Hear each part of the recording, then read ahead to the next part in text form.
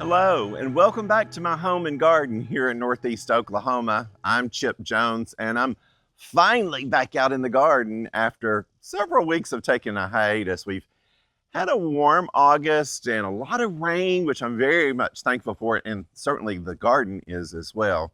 But it also delayed me kind of getting out and doing some maintenance. When I was home, it seemed like it was raining, and then things would just be so hot and humid that I really just wanted to take a little time off. But finally, it is time to get back in the garden. We've just entered the early days of September, and I spent yesterday cleaning up, just getting some of the weedy items out of the garden, cutting some things back. But as I go into fall, I'm always ready to add more color.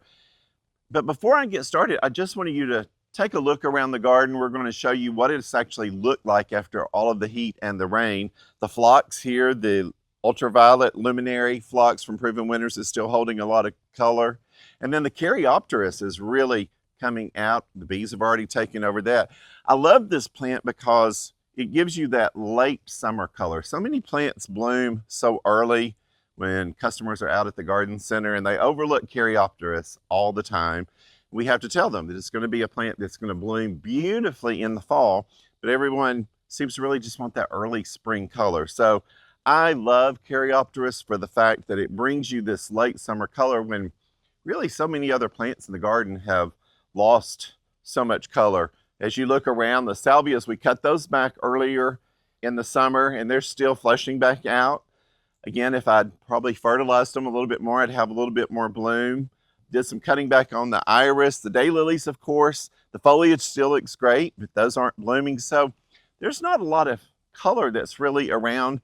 Kind of have some open pockets, which things have, once they've been neatened up, they've done their bloom cycle, and you take them out, then you start seeing all of these holes in the garden. And that's kind of where I am today. Some of the other things, though, that I definitely want to show you is right over here. I want to show you the milkweed. We've had a very successful summer with all of the butterflies, and I want to show you what the milkweed looks like after they've been certainly eating on it as the caterpillars were growing up. You can see all the bare branches that they did harvest and eat on the leaves as they were growing out. Still have some green, but what I'm going to do is I've actually got some more milkweed from the garden center. We're going to be adding a little bit more because every year I like to continue to add more and more. As you know, this garden in the back is the pollinator, or what I call the butterfly garden. So I'm always working to keep plants around to keep those butterflies happy. So I'm going to be coming in, adding more, because I just continually want to add more and more milkweed and just other pollinator plants here in the garden. Of course, I still have some zinnias that are in bloom. Another great plant for the nectar, for the butterflies. I've been cutting those back a little bit. Of course, this one kind of fell over from the weight of the plant, but I didn't take it out because I wanted to keep all of the blooms and keep the butterflies happy. Starting to have another flush of that Blue Bayou salvia. which is there in the back, so it's starting to come back up. But as you can kind of see just from cleaning out the plants, I do have several little pockets that just need some color. I need some more plants. We're still going to have butterflies for several more weeks, so I certainly want to have some more plants that can bring in that nectar and keep the butterflies happy. So I haven't been home from work very long. Again, last night I got all of the garden kind of cleaned up because I wanted to come in today. I wanted to finally get back on camera and show you what the garden looks like. So what I'm going to do now is actually bring in a few new plants. I want to get some things planted and get them rooted in before we go into the cold season of the fall. We're probably about 2 months out from a heavy freeze here in Oklahoma. So we still have plenty of time to get some more annuals in, enjoy those. And then of course I'm going to bring in some perennials too that will be rooting in and then coming back next fall. So what I'm going to do is go collect those plants, bring those into the garden. But while I'm doing that, we're going to show you some close-ups of actually what the garden's looking like right now, because I think you're going to be amazed at just how colorful it's going to be when I finish planting up this evening. So stick around. You're getting ready to see hopefully a pretty good transformation as we get started adding some late summer, early fall color into the butterfly garden.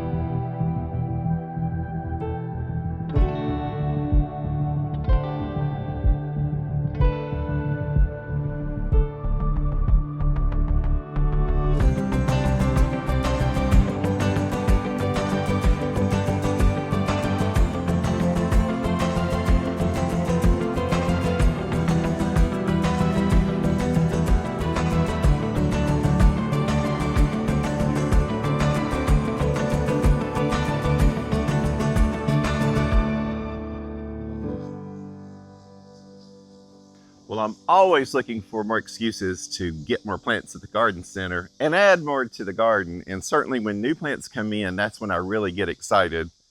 This plant just came in recently and I was thinking, where could I put that plant? What is missing from one of the gardens? And certainly back in the pollinator garden, one of the things I'm missing is larger blooms and then a dark foliage. And I think this one is going to check both of those boxes for sure. Once this grows, it's going to be nice and tall, adding these beautiful late, probably mid to late summer blooms here for us. This is the Summerific Edge of Night variety. They have so many beautiful varieties of hardy hibiscus that have come out lately, but I particularly love this dark foliage. And as I looked through the garden, that was one thing that I was missing. It's very green. Of course, all of the color is coming from the blooms, but when the blooms are finished, I need to think about foliage. Maybe what other foliage that I can add in that's maybe a different color, maybe even a different texture to add more interest to the garden. So this just really spawned me into, okay, we need to get the back pollinator garden cleaned up and add some more plants to the garden. So as you can tell, I've come home from the garden center with a beautiful array of more autumnal colors to add to the garden. So what I'm going to do now is I'm going to go around. I'm going to take a little time placing these to kind of decide where I want this color bouncing around. And then once I get finished, we'll come back. I'll kind of give you a rundown of all the different plants that I've chosen and why I decided to put them in the locations that I did. So I'm going to go around now and just start placing and get everything placed just where I want it to go.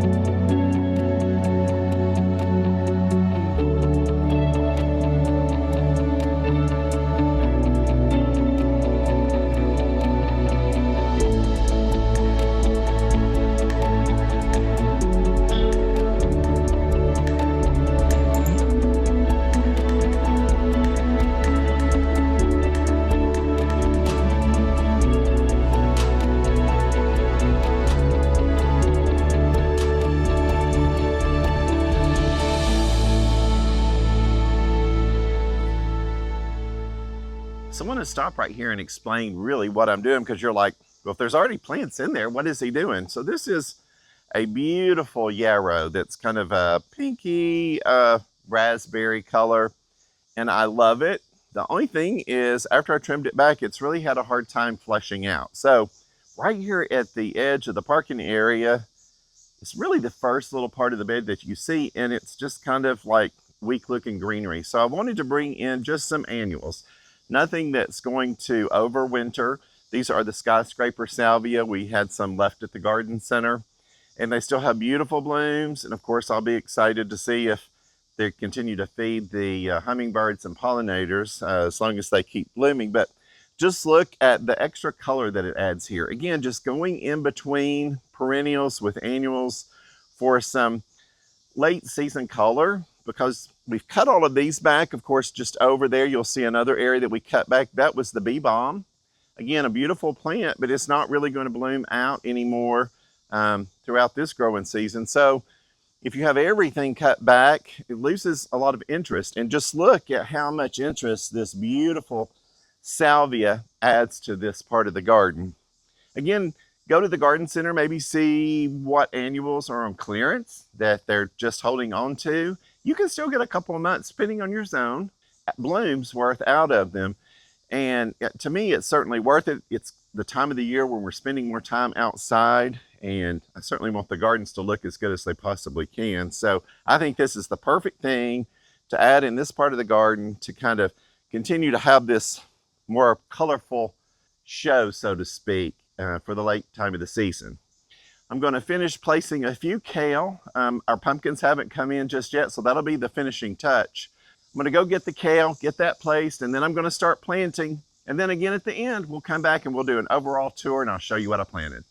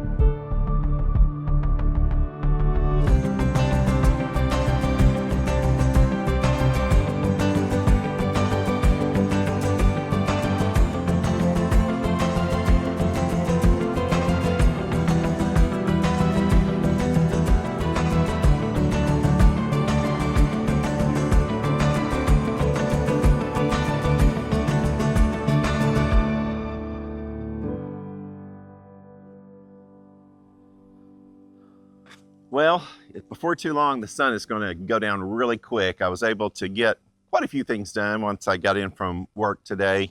Started getting some planting done. I've got to get everything else planted that I've placed, then get it watered in. There's a slight chance of a thunderstorm tonight, so I hope it comes and we get a nice rain.